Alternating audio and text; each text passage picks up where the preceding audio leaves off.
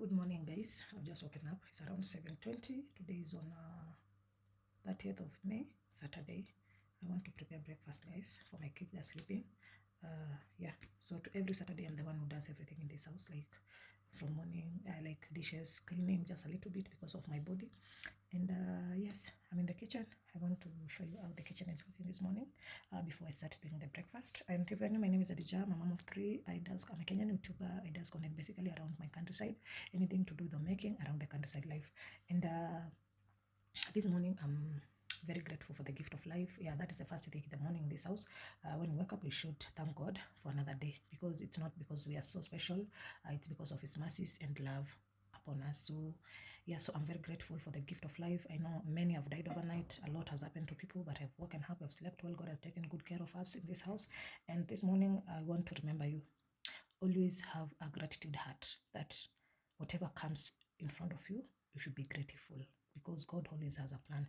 There's a reason why you have woken up with blessings. You should be grateful. The moment you wake up with a sad news, you should be grateful. The moment you wake up in a different circumstance, you should be grateful. So the message I said from my previous videos, that my big prayer 2026, since the crossover of the year, I said, God, just want to be grateful. And let me tell you one secret. If you learn to be grateful in presence of God, in anything that anything you are grateful, I'm telling you, try it and you thank me later. These things really opens doors that you thought were closed.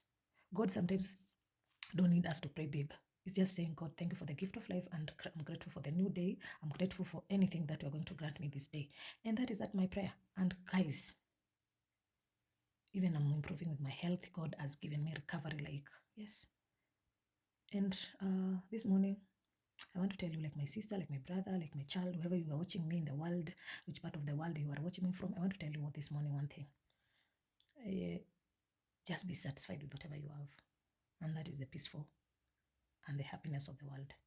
Amen. Without further ado, let's get into the video. Guys, you can see that is the small gas my nanny usually use. Yeah, yesterday night I was very tired. I never cooked for them. Yeah, but we usually wash dishes. You can see the dishes are clean. That is our drinking water we've boiled there. So yes, I want to put the lights on, and then I want to get started. Today we are going to have oats porridge. Yeah, my kids are going to have oats porridge. We're not going to cook tea. They love oats, so today I'm just going to cook that milk oats porridge, and then you can see, and it's growing from inside. Oh, they can see well.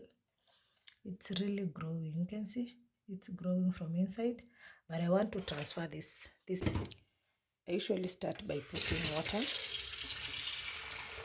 and then I'm just going to put there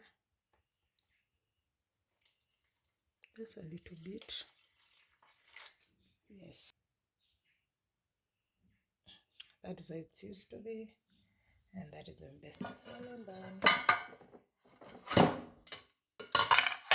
just going to squeeze like that. I'm going to put like this, chopping board, and then I'm going to put this like that.